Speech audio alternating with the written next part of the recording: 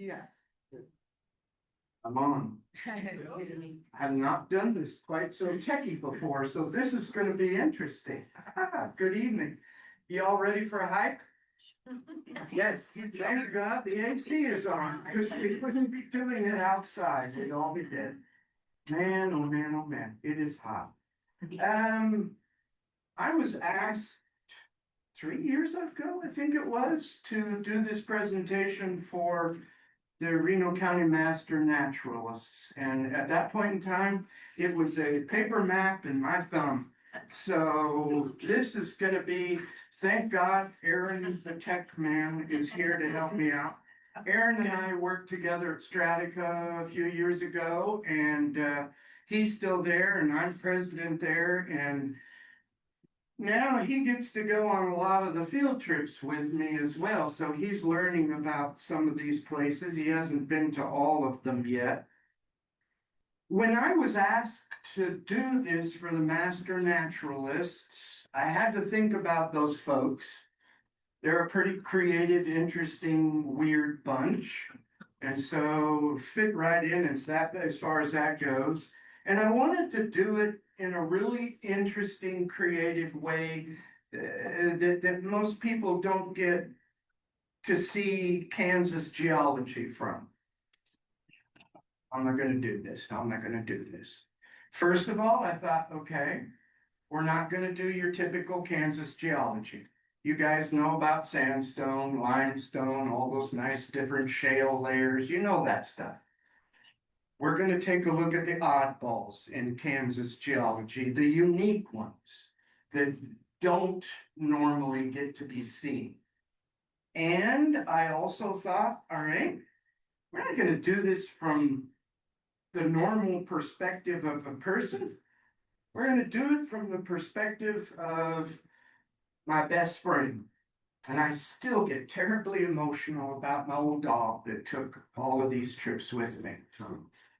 He's long since passed, but I did a photographic journal of all of the trips that we went on and packaged it all up. And this book even was passed around the United States. It even went overseas, and people got to experience Connor and my's trips across Kansas geology.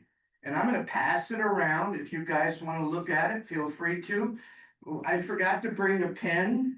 There are pages way in the back. If you feel like you want to sign it, go right ahead. But anyway, we're going to walk across Kansas geology, and Connor's going to take us, okay? We're going to start, let's see if I can use this dang thing. We're going to start way down here in the southeast corner. Why am I going to start down there? What's so special about that particular part of Kansas? Lowest point. It's old. It's older than I am. And there's no more white hair. That stuff is so old, it's bald. If we wanted to say the oldest rocks in Kansas, surface rocks in Kansas that we can actually see, we're going to start down there. Whoops, wrong button. Way down there in the southeast corner. And we're going to slowly work our way in a sort of a general arch all the way across to the western part of the state. And in a general sense, as we go, the rocks are going to get younger. We're not going to go in chronological order because that's pretty much impossible. We're going to be bouncing all over the place up and down the map. Generally, we're going to start down here in what used to be called the Tri-States mining area. I'm sure a lot of you are familiar with that. And so we're actually going to start a little bit across the border in Missouri. And that's where Connor and I spent Christmas one day. Shorts and t-shirt. I couldn't believe it. It was that nice out. 3 whole days all by ourselves. There wasn't another human being in sight where we were at for 3 whole days, and it was just beautiful weather. And we were down there taking a look at some of the old stuff. This material goes back, and I'm going to have Aaron help me. a good 400 million years ago to the Cambrian period in time. It is so far back, it's hard to even fathom that. And one of the things that you're going to find down there is a type of limestone. Doesn't even look like limestone, that gray stuff.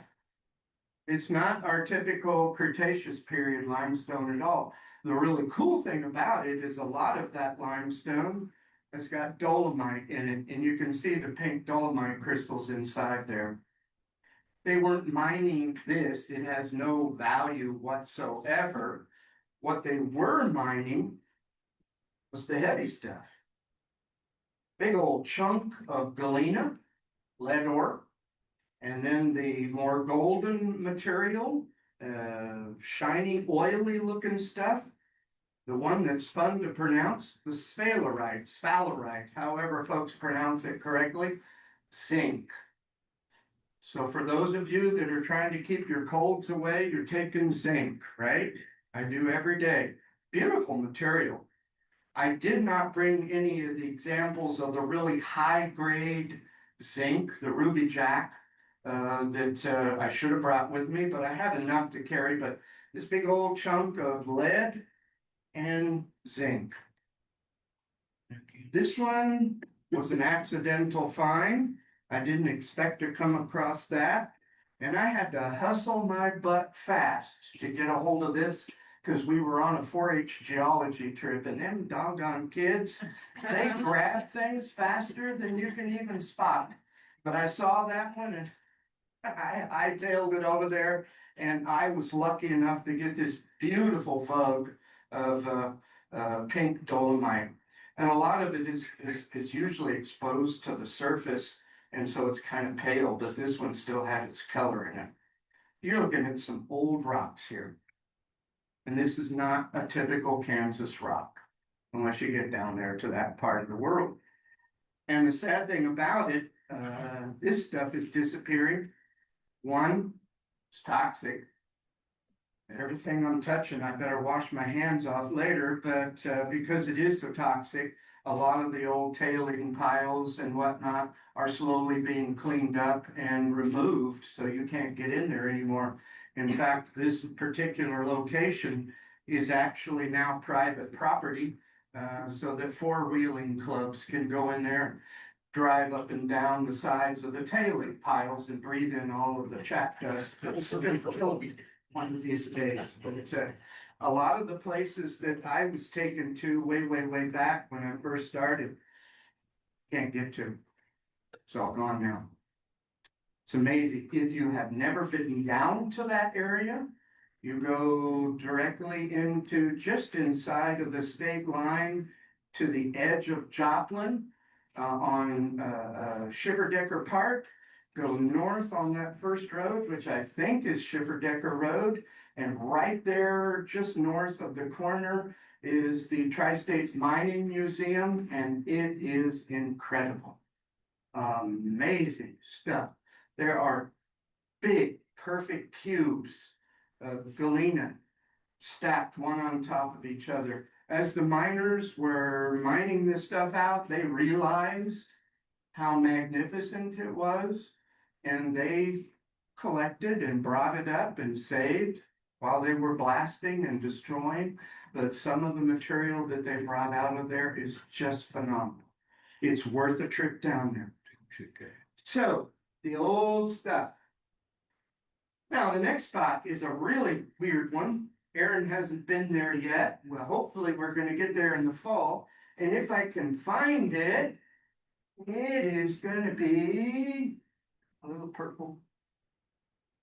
There it is. You can't see it very well, but there's a purple L right there. L for lamprolite. Let's back up. How many of you know what a kimberlite is? Anybody? Yes, sir. What's so special about kimberlites? Well, diamonds are on there at certain locales. The Especially in only Arkansas. place on or in the planet where you're going to find a diamond essentially is in a kimberlite formation. What exactly is a kimberlite? Volcano uplift. Magma from the mantle coming up to the surface, finding a weak way through pressure, being forced up. That's one of the phenomenal things about it. You're talking about molten rock that's moving at over 200 feet per second. That's pretty doggone fast. Under immense pressure and immense temperatures.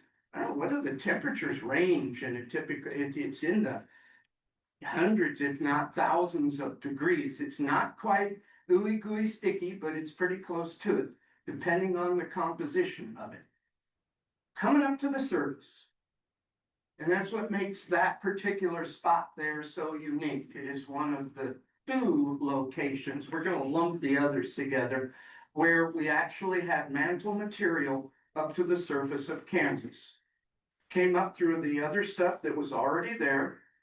And in the process of that heat and that pressure coming up, it altered the sandstone that was there into a quartzite material. You can pick up chunks of it. And it altered the shale into this weird stuff here. The shale was full of various sizes of materials, and by being heated and squeezed and pressurized immensely, it altered it completely into a much, much harder rock. Remember, shale's pretty soft stuff. This is pretty hard stuff. And it flattened out or stretched out the little lumps, the congregate material, into these beautiful patterns. When this stuff is wet, it's gorgeous. It's called meta-breccia, big pieces. And you only find it right there on the edges of where that material came up. So you're looking at contact metamorphism, the results of all of that heat and pressure, changing one rock to another rock. Cool stuff. The lamprowite itself is interesting. I don't have any samples of it because it's kind of messy. How many of you have had cattle over the years? Or horses, or other animals? Oftentimes, the mineral blocks that you are buying, that's where they came from. They're mining the lamprowite material. It's nothing but mica, schist rock, and they're compressing it into a feed block with whatever it is they want those cattle, whatever minerals they want those cattle to have. The cows aren't actually digesting the mica, obviously, but it makes a perfectly good medium for the stuff that they do want the cattle. And it's all being mined into feed blocks. And this place is huge. From where you park your car, go out into the middle of the mine location, it is probably a quarter of a mile across if you're standing in the middle of it. And you can stand and you can look up all the way around at the top of that cone, except for the one far south end that was breached and some sort of liquid material worked its way out. And that's the end where you also find the other unique things, the big massive xenoliths, these big black boulders. Amazing. But that's a cool place to go. You don't want to go when it's wet. You don't want to go when it's cold, because you'll never get out of there. Probably the best time to go, unfortunately, is when it's hot. And you just plan on washing for hours and watching all of this stuff drain out of your nose and your ears and your hair. It's a filthy place, but it is so fun. And it's all that fine mica dust. Now, that's your basic kimberlite material. Back then, in the early years when it was found, it had kind of a shiny look to it, and people thought, oh my God, something good coming out of here. They thought it was gold or silver. They were fooled when they realized it was a kimberlite. Oh, okay, we know a little bit about kimberlites. We better start looking down deep under here.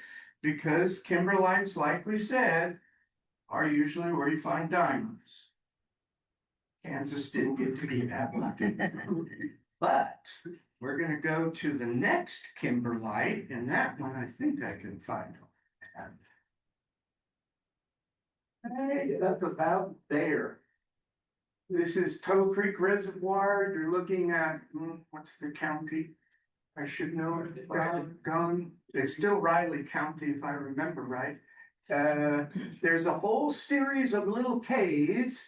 Oh, there are the Bala kimberlites. There's about 15 of them. And there are 2 or 3 Stockdale kimberlites. I should say, by the way, now this is no longer public property. This obviously is a mine, so you have to have permission to get into there. This is private property. These are I never met, except for by phone. They're the nicest people on the planet. Once you make a relationship with them, yeah, go on up anytime you want, just don't let the cows out. It's in their pasture. And you park up at the top of the hill and you walk forever. Aaron's been with me to this place. And you come across the second type of kimberlite that we have in Kansas. You can sort of see that they are similar. Some of the materials are the same. What's really unique about this particular kimberlite, this one's not very big. It's maybe 4 or 5 rows of chairs, kind of. And it's just flat. Right there flat, way down at the bottom of the creek. And it's all this bluish greenish material. Well, what's really interesting about this particular kimberlite, you guys will be able to come up and see it. Garnets. Tiny, tiny garnets. You can't see it from where you're sitting, but there is a little cluster of purplish wine colored garnet right there. You can lay down on the ground and pick them out with tweezers if you want. Olivine and other schists and materials, also mantle material, the garnets. And garnets are the next step up. If you find a garnet in a kimberlite, it means, ooh, things are getting pretty good. And they thought, sure, all right, let's drill around in this thing. If there's garnets, maybe there's diamonds. Not in Kansas, we're not that lucky. But you do get garnets. And once upon a time, at one of the Bala sites, I know a 4-H kid that got a garnet as big as my little fingers. And that's pretty doggone nice. He showed it to me, and I'm like, dang, wish I'd have been there. But anyway, that's a cool spot to visit. All right, let's see. Now we're going to go to one of my other favorites. And I'm going to have a real hard time finding it on the big map. It's here somewhere, but we're going to point it out here first. There's a little peak right there and corresponding, quit it. Yeah. Making me move. There it is right there. And right down underneath, oops, there it is right there. Right down underneath of it is that nice jag and a line. What does that represent? I heard somebody Fault line. a fault line, exactly. And again, I can't remember. I don't know why I want to say Mississippian, because that's not old enough. That's old, people. Once upon a time, our continent thought for a brief moment that, all right, I don't like the other half. Like 2 brothers or 2 sisters arguing, one was gonna go one way and the other was gonna go one way to the other way. And for whatever reason, they decided, we're related, we're not gonna do it after all. But there is a fault right there. And you guys aren't very far from there. I hope some of you have been out there. If not, when it cools off, what you need to do, gonna get south first, right down there, right? Somewhere south is First Avenue. You need to go down there south to First Avenue and go east. And keep driving. Aaron, when did we go there? Spring? Yeah. It was this year. It was a nice day. You keep driving east. You keep driving east. You go forever, forever, forever. Eventually the pavement ends and you get on a dirt road, which is pretty doggone good. And you keep going and the road deteriorates a little bit. And you keep going and eventually you get to a spot where all of a sudden Kansas disappears. It is incredible. The state of Kansas right in front of you drops off about 250 feet down.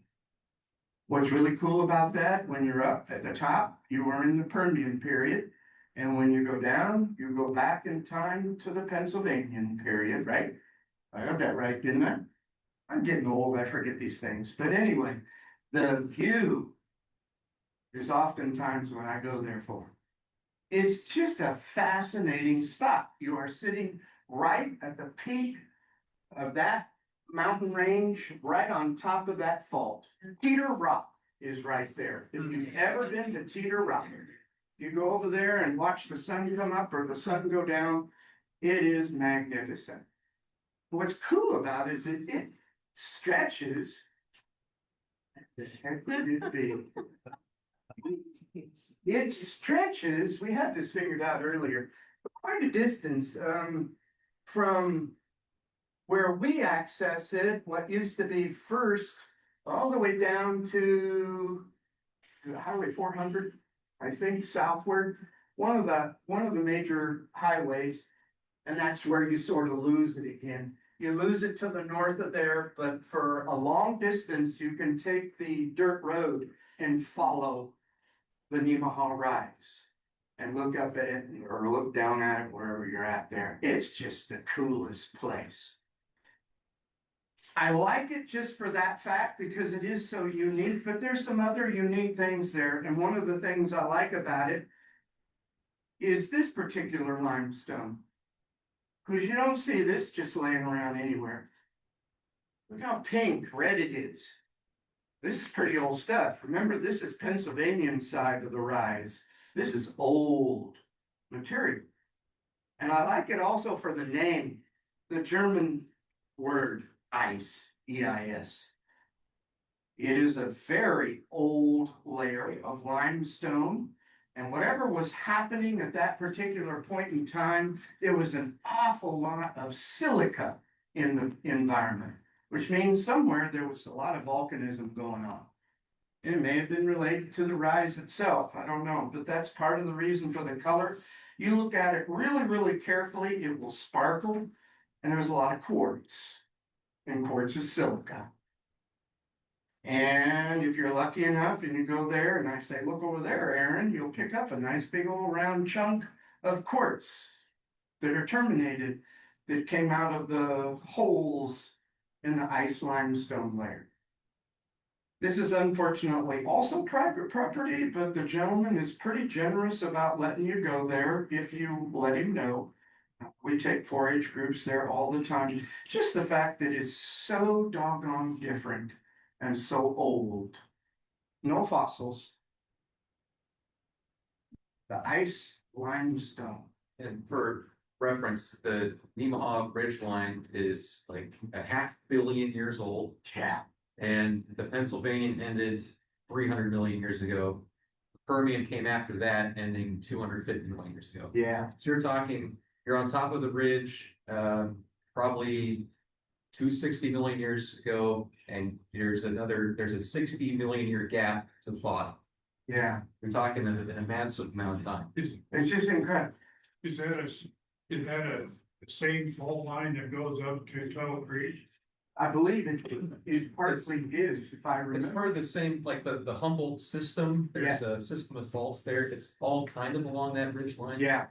There are a number of other offshoots, and I think the one that actually goes through the dam, under the dam, might be slightly different, but it's all related to the same line. Yeah. At the same time period. Yeah. Yeah. It's just a fascinating spot. And if you do go there, take a sat dinner, whatever, a picnic and hang out. The folks that own the land that Teeter Rock is actually on, it's open. You can go there. People are there all the time.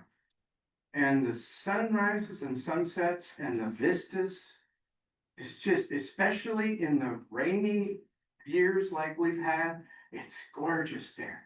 You look back across at Matfield Green, it's worth the drive. It's beautiful. And people actually lived up there for a while.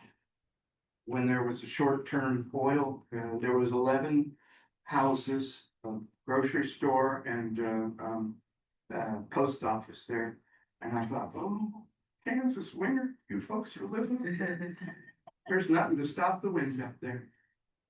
So anyway, we've gone north, we're coming back down. No, we're gonna go a little bit further north. Another unique aspect. Can you find the one of the glaciers? There it is. No, oh, there it is. Okay, so that's your little line right there. The farthest advanced south of the last glaciation, down around Alma and a few places in through there. Amazing. You find another cool rock. Didn't come from Kansas. This started its life as a sandstone, way, way, way up in South Dakota, and just stretching as far over as Minnesota, if I remember right.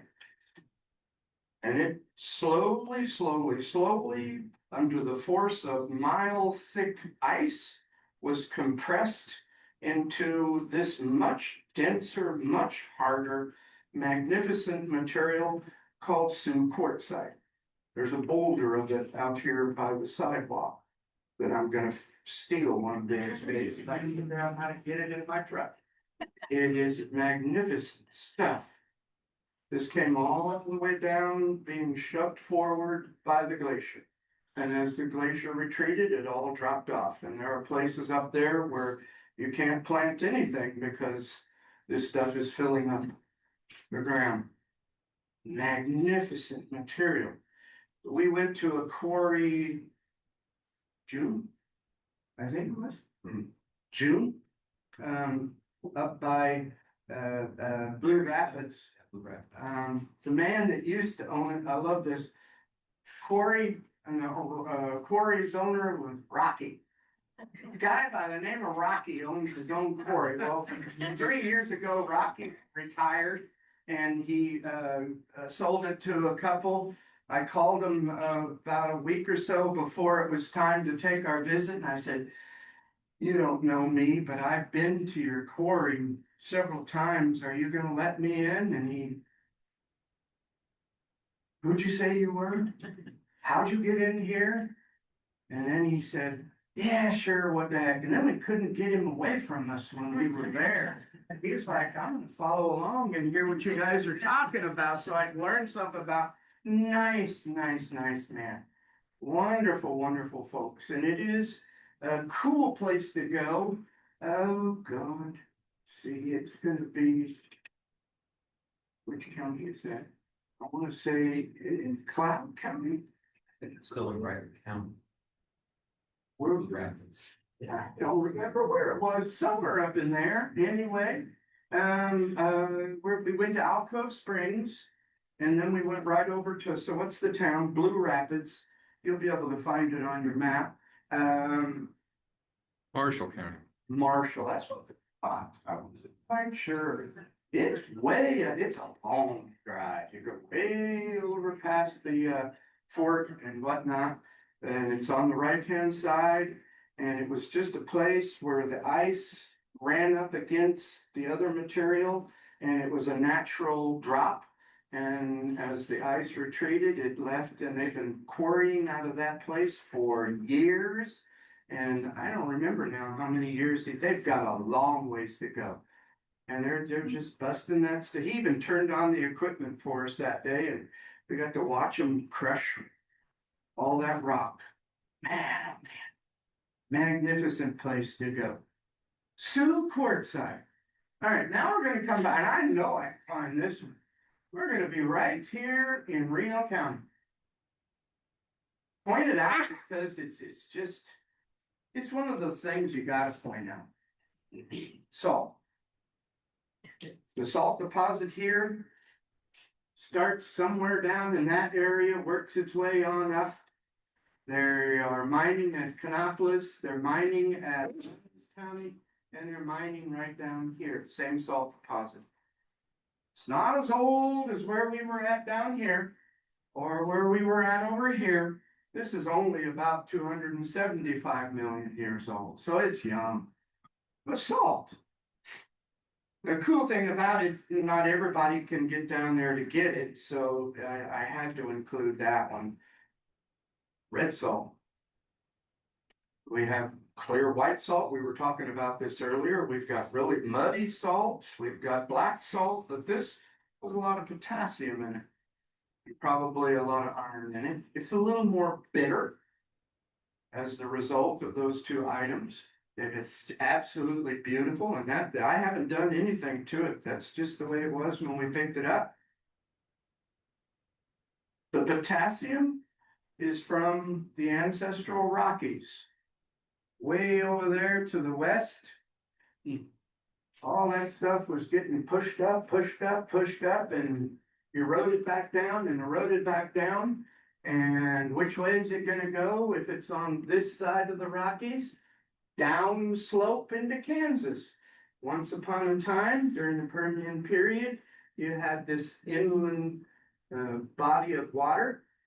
Eventually, as things changed, it got isolated and temperatures and whatnot occurred to where it dried up.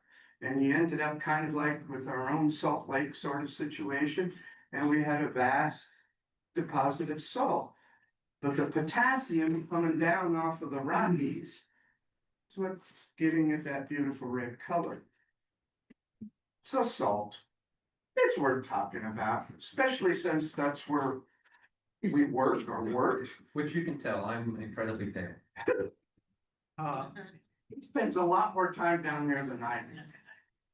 All right, now, let's see, let's go back to the big colorful map.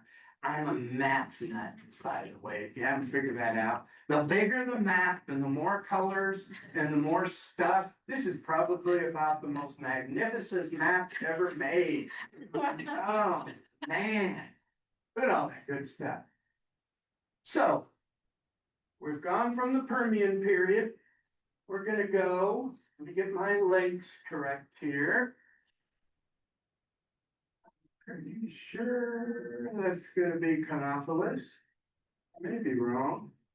Maybe that's there's me first. There's Canopolis. So we're now coming forward in time. We're getting even younger to the Cretaceous period.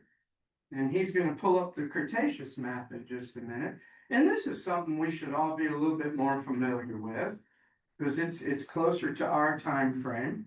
Everybody knows about the beautiful red Dakota sandstone that we like to mess around with. And we know about all the different limestones and whatnot. There's a spot, this is actually public. So anyone can go there if you know where to stop. It's not a very big stop.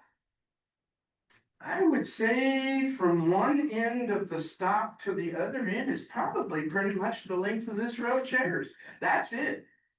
On a dirt road north of Canopolis, on both sides of the road, although the west side is better. The grader that maintains the road periodically scrapes and cuts, and it knocks up chunks of Dakota sandstone. And you go there and you get out and you start looking alongside the road in the ditches. And you go for chunks of Very sandstone. normal thing to do. Everybody does this in their spare time. That was last year we did it. I took him and his father and one of the other guys that used to work there. And this was our last stop of the evening, and they didn't know what the heck was going on. We thought we were gonna be tossed off the side of the road and just left there. So I'm walking along in the ditch because I'm the one that's supposed to know what he's doing. And this was the first piece that I picked up, actually. I picked up this chunk. And I tossed it over to Aaron and I said, okay, take your rock hammer, Aaron, and very lightly start tapping. Don't wallop it and beat it to crap. Just start tapping. And it took him forever, and I think your dad even whacked down it a couple of times, and finally I said, give me the hammer. Or was it your dad that opened it up? I forget the, Remember, I found like 2 or 3 of them. remember, but anyway, finally, voila. And this is what you go there for, the leaf casts. And there are 3 distinct species of trees, leaves, that have been preserved in what was once upon a time very wet sand. Covered up quickly. In this particular case, you should be able to see that that was an oak tree. You can tell they've got a species name for that particular oak. And then there was also beech, because they look exactly like modern beech. And there was willow, long willow. In this particular case, he was lucky enough to get him a very nice casting of an oak. Usually not this big anymore, because everybody goes there. 4-H has been going there for years. Long time ago, and this is where my memory, I should know this, but I don't. There was a gentleman, gosh, what was his name?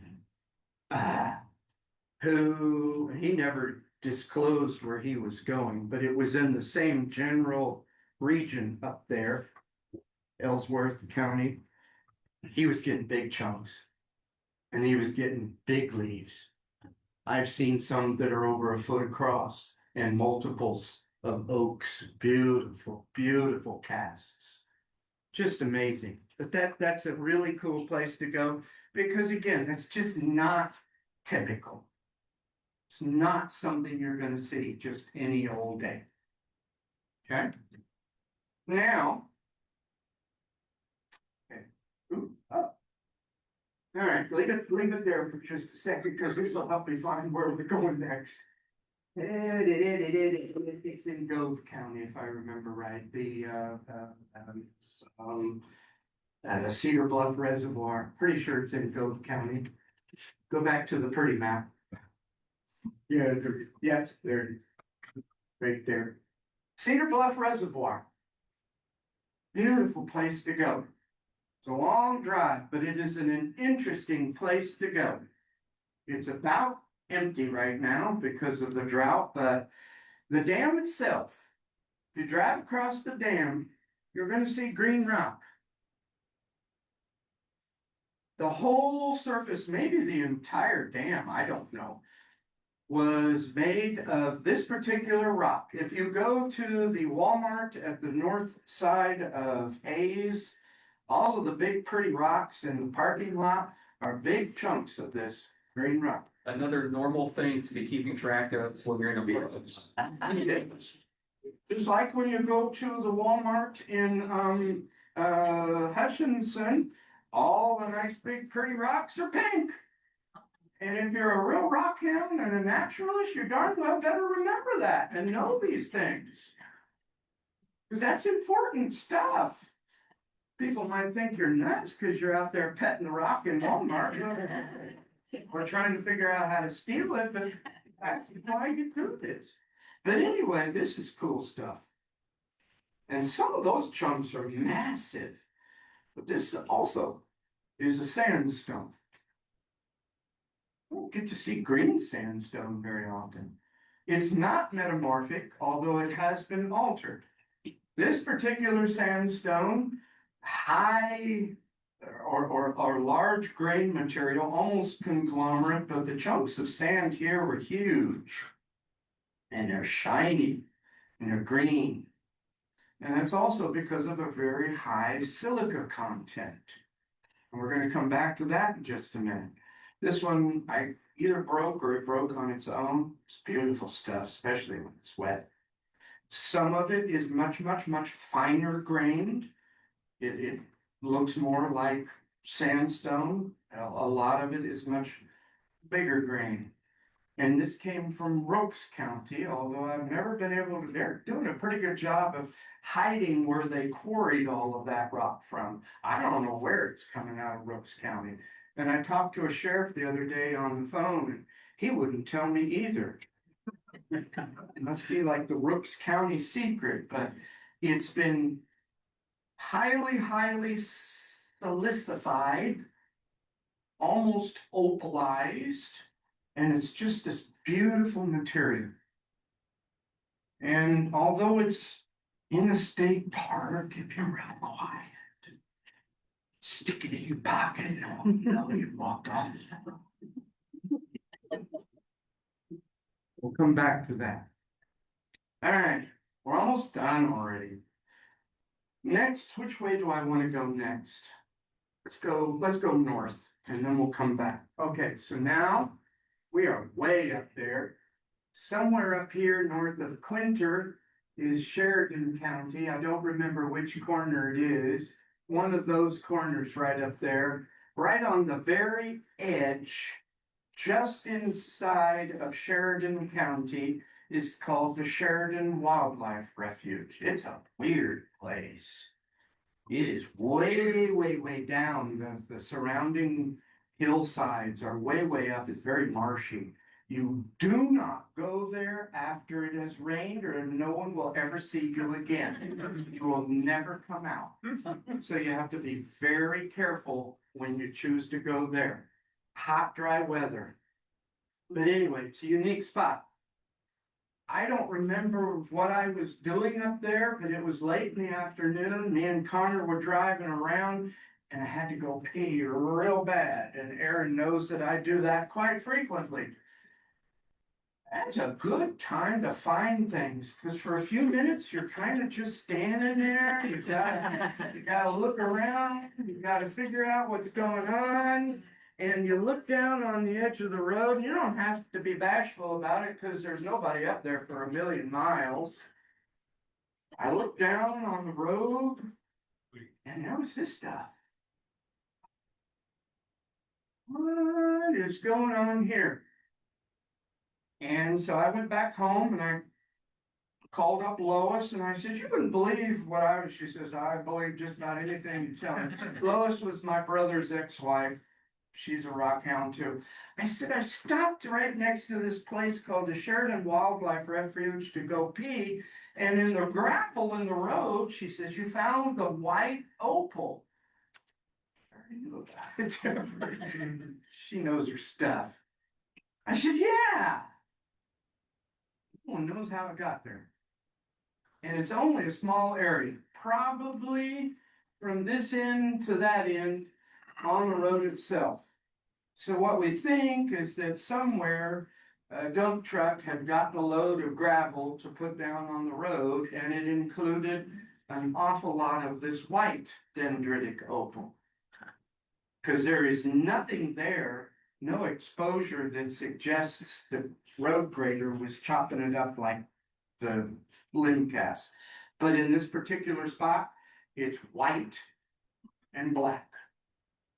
And you can see this is opal. It's not Australian beautiful opal, but it is opal. And if you know anything about opal, it is also a high silica content material. Starts out like a jelly. A lot of water, a lot of silica, they all get gooey together and it forms a jelly material. And as it hardens up with the manganese, you get opal. What's really interesting about it in different areas, this came from the parking lot of the hotel in Waukene. It can have slightly different color. This is more reminiscent of the sandstone, but it's still got the dendrites in it. And it can also be more of this beautiful kind of yellow, even mustardy, but you can see the white. There's a big chunk of the white opal in it. Still with the dendrites. This chunk came from, I'm not sure where because the guys that picked it up wouldn't tell me, but somewhere out in western Kansas. Yeah. Sure. Rockhound. Anyway, way out there by Wallace, there is a strip of highway where they used to let you right at a road cut take pieces, but you were restricted because it was getting to be hard to get, the more yellow kind. And what's interesting about this is you're looking at the Kansas State gemstone. I have never seen anybody turn this into jewelry, but this stuff, it is a little softer. It's not as brittle. Opal's brittle. This stuff makes magnificent stuff. It is just hard enough, just solid enough. It takes a beautiful polish. And it's the Kansas State gemstone. If you can find it. There are places where it's still out there, but it's getting hard to find anymore. So the dendritic moss opal. I couldn't believe when I pried that out of the gravel there at the hotel. I went, wow, that's pretty nice. I love the color in this one too. So where did the silica come from? That's the key. That's why it's so unique. There's your silica. Please, if you come up afterward, don't open this up. You get that into your nose, you get that in your eyes, you will never see me again because you're going to hate me for it. This actually was found.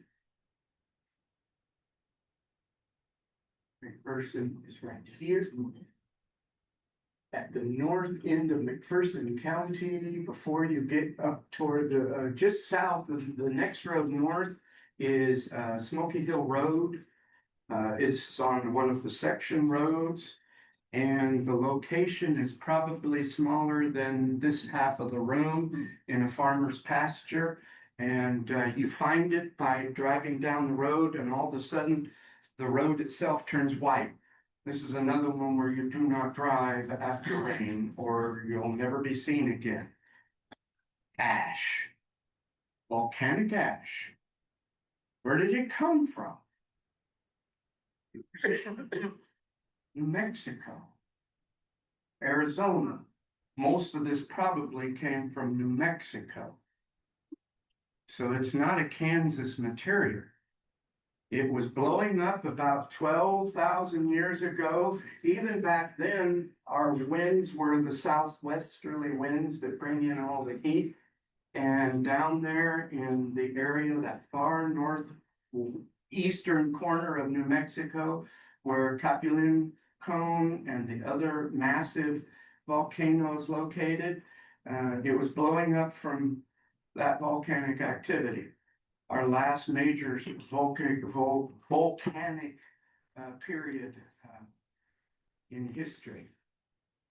Tons of it being blown up. And if you go down to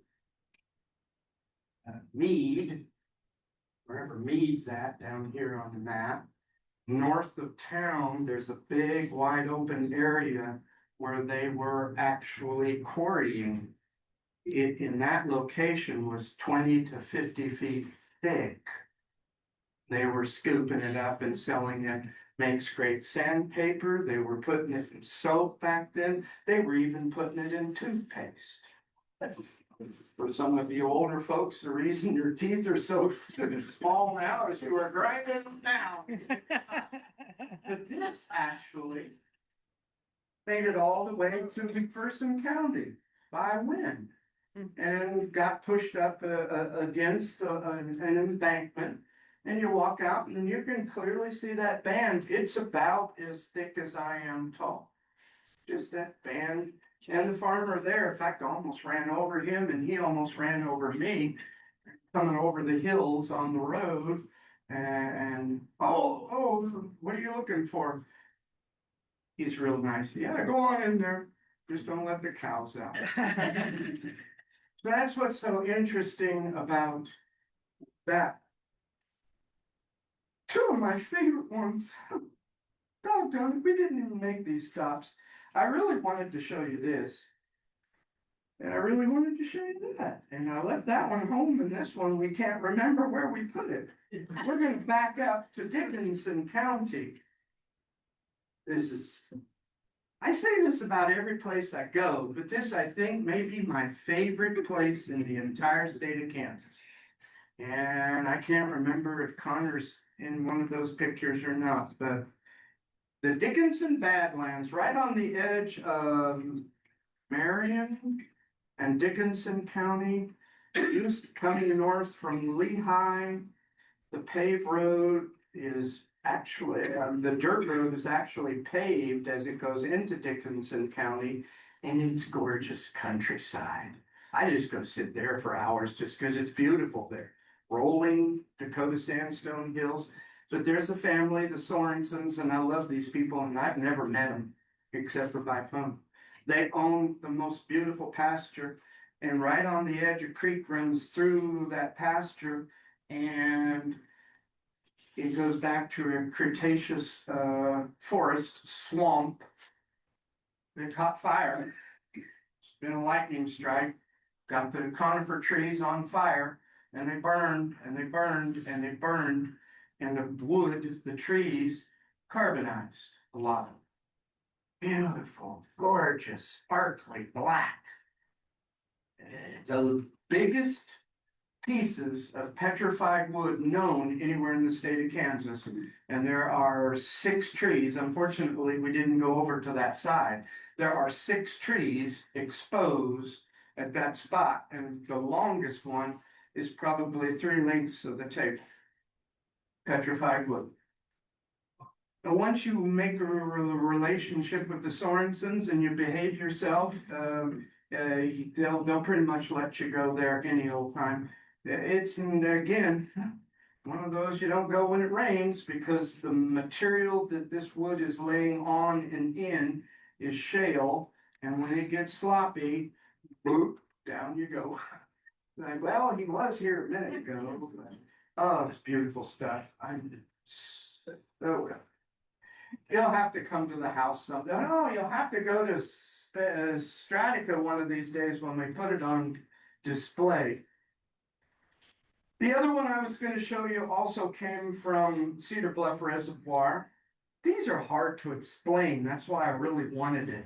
Septarian concretions.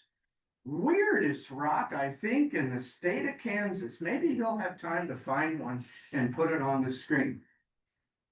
Septarian concretions start out as possibly a shell or a pebble. It rolls around in the mud and it gets coated with mud, and it gets bigger and it gets bigger as it rolls around, and it gets bigger, and then it gets nice and hard over time. And then because of heat or cold, that mud starts cracking. And then because there's a lot of calcium in the surrounding material from the limestone, that gets down in those, and you get black, almost dark gold, black, rose, jagged shapes because the cracks are not nice and smooth, calcite crystals. And then if you're really lucky and there's room inside, some of those calcite crystals will express themselves and terminate, and they're nice and golden color. And I had a beautiful one that we picked up. There you go. They're just, this is not a Kansas sector. This one probably came from Madagascar, and I know that because it's so much harder, it's been polished. Ours tend to be a little bit soft, and they are only found in a specific formation of shale. We'll go back to the map in a minute, but here you can see the darker calcite, and you can see the beautiful golden calcite. There's the ancient mud. There were places up in Osborne County many, many years ago, people would find these and they'd start whacking on with their rock hammers, because oftentimes, like I said, in the middle of that lump, oftentimes was a baculite fossil or an ammonite fossil or some other type of fossil, and they were beautifully preserved, and that's what the folks were really going after, destroying the septarians. There's a monster. Some of the ones that he saw when we were out at Cedar Bluff were as big as this table, if not larger. There is a picture in the book of Carner standing next to or on top of a septarian out there. And again, this is state park, but you can go there. You go out to Cedar Bluff Reservoir. You go, if you're coming from the north, you go south across the dam. Right after you go off the dam, there's a outlook area, you can park, you walk all the way down, you get to that exposure of shale and you can't miss it. And literally, there are some massive monstrosities laying out there. And the band, the formation band runs kind of diagonally, generally in this direction, all the way across up to Topeka, and then you lose it where the ice shoved it all the way. And you know it because it's a gray layer. And there were some big ones. Clinton Reservoir, Lois and I found some big ones there. You're not supposed to be picking them up. But again, I suppose as long as the ranger's not there and you're not rampaging and taking everything. To be fair, those were in the middle of the road, so we were kind of helping out. That's why he goes on trips with me. Although I'm seeing a side of him that I haven't seen before, because usually he's the conservative, don't you touch that. He's got enough now. Now it turns out that he's got these urges and I knew it. Well, I'm sorry, totally forgot to bring that. Oh, God, they are amazing. And the cool thing about them is they're UV reactive. Kind of odd, ugly color, but that calcite will turn kind of a lime greenish color. Really interesting. All right, so I'm going to point out one place that I have no rocks from. Not quite sure if I'm going to be able to find it.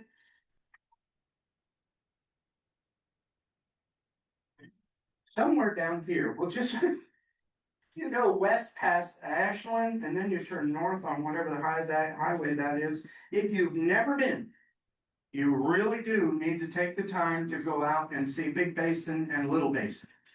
And actually in Big Basin, you'll get back into the white and black opal. Unfortunately, it's state park, so you just can't haul off big old mom, but there are pieces of that stuff, literally pieces of that stuff as big as the podium right there. What state park would that be? I don't remember the name of the state park, but it's at Big Basin, and this is another one you gotta be careful driving into. It helps if you're four-wheel drive, because the road getting you back, what you really wanna do is go to St. Jacob's Well in the bottom of Big Basin. It's never gone dry, it's a natural spring. And then you gotta go way, you also gotta watch out for the bison because they have a pretty good sized bison herd there. So if they're right there, you gotta stay, don't pet the fluffy cows, but oh, it's a beautiful spot. Connor and I, there is a picture of Connor standing on a rock of that opal. We actually got up early enough, Hutchinson, and got all the way out there to see the sunrise over Big Basin, and it was gorgeous. Beautiful, beautiful. So, pretty much it. We've gotten all the way out west. I'm gonna drop you off. You're on your way back home. I don't know how you're gonna get there. Questions, comments? Anything you want to add? Yes, ma'am. How'd you learn where all these places were? Talk about being in patterns and stuff. Some of them I found, like the one up there, Sheridan, I found totally by accident. Because I had to stop. Others, I started going, my brother's ex-wife, Lois Larson, for many, many, many years was 4-H geology for McPherson County. And pretty much went everywhere in the state of Kansas on state trips. She was in charge of organizing them and getting people out there. And so I started going on trips. She's the reason why I'm as nuts as I am. I blame her for the rocks. Yeah, went on lots of trips with her. She's since moved away, but still going out there whenever I can. I told him the other day, it's probably a good thing that he goes along with some of them, because he's pale and he knows when he's gonna get crispy, and me, I'd just still be out there. I'd pass out in heat, because I don't know when to quit, but anyway. What else? Yes, sir. And for Kimberlite places, but is that by Yates Center? Yes. I can't remember, not too far down the road, but yes. That's mine pointed it out to me. Yeah. The town is called Buffalo, if I remember right. A little bit south It's there. not very big. It's a little tiny town, and then it's west, straight west. We're gonna try to get there this fall. It's an amazing place. There is outside of the Kimberlite on a slope that wasn't affected. There's a stretch of 3 rows of what's called the flower pot, the sandstone down there that has beautiful ripples, water ripples. It's a big stretch on a slope up the hill. That wasn't affected, but the same sandstone is what's you're finding in the Kimberlite that was altered into quartzite. Yes, sir. So I've enjoyed listening to you tonight. Uh-oh. There's a flavor of Indiana Jones in you. Hands of the Lost Ark. And I don't like snakes either. So, 2 questions. Do you have a coffee table book? And what surprises await yet to be discovered in Kansas? That was actually a good question. I think if you were here, listening to Mike Everhart, who's the adjunct paleontologist over at the Sternberg, that western part of Kansas and the Badlands, you ever been out to Little Jerusalem, Monument Rocks area, the amount of stuff that they are still finding there fossil wise from the Cretaceous, Yeah. that western interior seaway, all those big mosasaurs and all the rest of it, it's out there. And it's buried under probably a couple inches of dust. And that's the next big thing you're gonna find. I learned from that presentation, within the past couple of years, he found one of the biggest Zyphanthus, I think is what he said, that hasn't been found. And that's those giant fish, like at the Sternberg, the fish fin, the fish fossil. He found one that was even bigger than that. And that's the biggest one known. So who knows? It's just, it's a matter of accidentally something being uncovered. Either wind or rain washes something out, and there's a new and higher discovery. That's what makes geology so interesting. Yeah. Really. Most of my trips have been rock. I mean, I've been on a few trips where we've gone to fossil sites, and the daggone kids have got them all. I don't stand a chance when there's 50 kids running around 100,000 miles an hour grabbing everything in sight. They're too fast. They're closer to the ground. They find things. I haven't been on that many specific. I'm going nothing for fossils today, and I haven't had the kind of time. So I mean, truly, I wish. She brought up Everhart. Lois took a group out to Monument Rocks. I don't remember what side of the rocks they were on, but they were fairly close to the rocks. And they weren't quite sure. Part of the rocks is public access, but somewhere there are fence lines that either exist or don't exist. It's hard to tell out there. They weren't sure if they were on the public side or church property, and I don't know which church owns, because I wasn't there that day. Late in the afternoon, she started poking around on the edge of a little rill. She saw bone, and she poked a little bit more, and she was purely on her time at that moment. The kids were all doing stuff, so she leave it alone, this is my time. And she started picking, and she realized very, very quickly as the stuff started being exposed, that she had a significant find, and she'd been doing it enough. She said, I have a Zyphactinus. And she was pretty good, close friends at that point in time with Mike Everhart. She had arranged, she said, I'm taking a large group out west. Will you be out this weekend, same weekend? He said, yeah, I'll be out there. Just give me a call. Cell phone coverage is kind of spotty, but it worked. She picked up her phone. She says, I have something here. And he said, I'll be over. He came over with him. He said, yeah, you got something pretty doggone good here, Lois. they uncovered a little bit more, and that's when he got a hold of his buddy, Mike Trebold. I don't know how you pronounce it correctly. He now owns Trebold, I guess, paleontology in Mountain Park, Colorado. But he came out and he took over. She realized that she didn't have the experience, the know-how, the equipment. She wasn't gonna touch any more of that fish. She was mad. I'll never see it again. But she turned it over to the guys that knew what they were doing. And they excavated it. It took them a while. Turned out it was in two pieces. Altogether, it was about 17 feet long, which at that moment in time was the largest one. So for a brief moment, she had a big fish. It was in two pieces. They think because of mosasaur got it. And then it fell. She couldn't get all of it chomped down before it fell. And the pieces, remarkably, fell very close to each other. So you could tell this is the front of the fish and there's the back of the fish. And as far as Mike knows, it's still in their offices out there in Mountain Park. And he thinks they even named it Lois. That's good. Now in the process of trying to get them to fess up to the fact that they've got it. And we would like to borrow it for a short period of time for Strataca and use it as a fundraising base for expanding our geology. I don't know if it's gonna be that easy or not, but we're gonna try. They've got enough of them. They don't need all of them. For 15 minutes. What else do you want to know? Oh, yes, ma'am. What's his story? Oh, God. When I was working at Strataca, Aaron was hired. He started out as a docent. He started helping out and made him.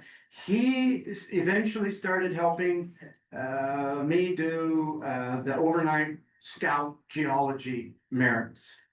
And I think, if I remember right, somehow or other, that got him excited. And then eventually I quit. And he, a couple of years ago, started taking school at WSU geology. And that's, Come over here and say hi to the people. yeah. And did I get that right chronologically I- and factually, kind of? About, Yeah. am I in the camera? Yeah, now you're in the camera. I'm no longer working at Strataca, he is. Unfortunately, because of time constraints and other things, you had to give up your schooling. Yeah, but that's great, yeah. I know a general picked it up in the field sort of sense of it. He can talk about things that I never learned. He sounds way more professional than I do. But he's great to have along on field trips because we just egg each other on to more bad stuff. And one by, there's only a couple places left that he hasn't been to yet, so we're getting there. We're getting there. It's one of those things of when you find something that you're interested in and it was something you never really knew existed and you just want to know everything about it. That's kind of where I'm at. Again, going into this, I just needed a summer job. I graduated from Hutch JUCO and I was like, hey, salt mine, that sounds more interesting than food service that I had to work in. And then I've been there for 5 years. I'm now the operations support manager there. I became accidentally important at work, which is this thing you should never do. I love it. Well, one of the neat things about Kansas geology is everything else that you see. I mean, you go to the Nemaha Rise and you're on the edge of the Flint Hills, and in the spring when it's raining and it's green, all of that stuff is blooming and growing. It's just beautiful. It's just spectacular. I love the ocean, I love the mountains just as much. But to go out on the prairie on a nice, beautiful green day when we're at, Nemaha Rise where you can see, I don't know, maybe 100 miles. And watch the wind blow the grass and you hear the meadow larks. To sit there in the evening and see the sunset. To learn the history, 11 families, nuts, lived up there on that exposed location in the winter time. It's just crazy. The places we went on a trip, let's see, we ended up going to the Flint Hills Museum in Manhattan. But as is typical for me, Indiana Jones is right. We took every possible back road that we could come up with to get to Manhattan. Even some ones we probably should have down. But one of the things, and I'll never forget this, I don't even remember the name of that little town. And this is one of the reasons why I like traveling with him so much. We're going through this little village, almost non-existent, because they had sidewalks. And that's the historical part of me. Yeah, that little bitty town, I don't know, maybe less than 100 people at this point in time. At one point in time, I think it was near the railroad, so it grew up along with the railroad. My mom used to live in Mitchell, which is maybe 15 families. It was right on the railroad route. But all these little towns, once upon a time, had hopes and dreams and aspirations. They wanted to be the next big city on the prairie. And so they had grocery stores, banks, and post offices. And they thought well enough of themselves, they were even going to have sidewalks. So you get to, not only do you get to pick up cool rocks because you got to stop and pee, but you learn about the history and the culture and the people. This was a separate trip. We went somewhere way up there on the Republican River. Maybe it was right there. If you've never been, this is a good place to go.